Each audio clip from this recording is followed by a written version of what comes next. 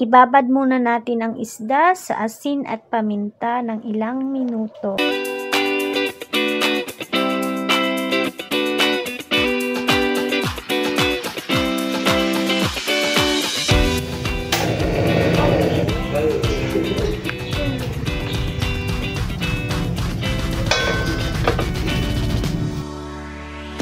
Heat the pan and you're going to put some oil.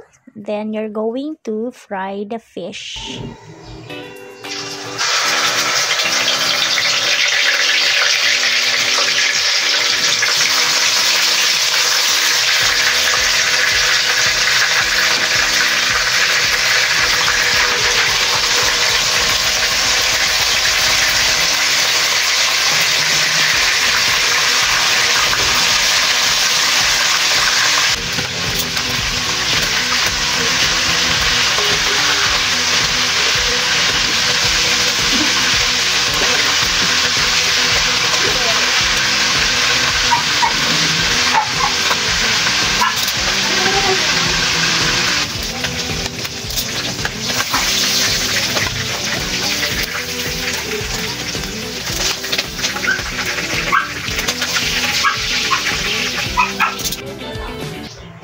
You're going to add butter on the oil, and after which you're going to also add star margarine to give more taste with the recipe.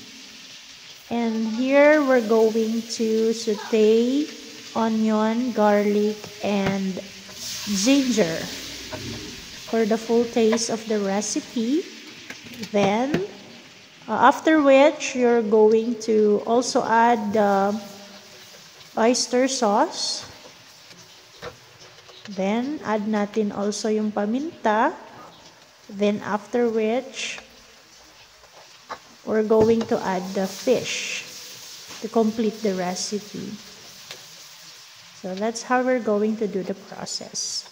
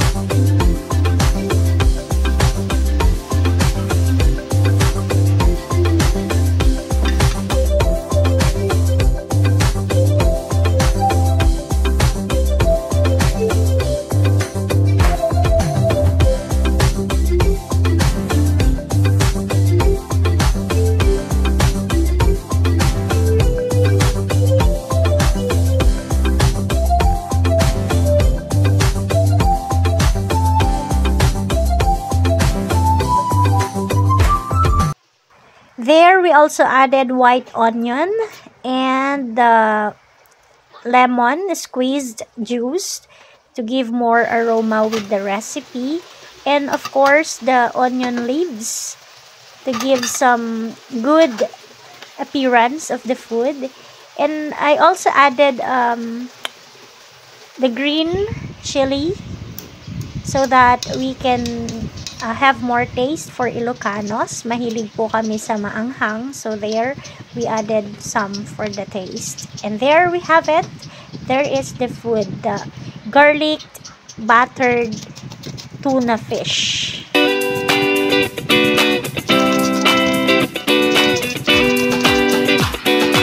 Ta-da! We already have here the garlic battered tuna fish recipe of the day. Makakarami na naman tayo ng rice for today. Thank you for watching, guys. Have a great day.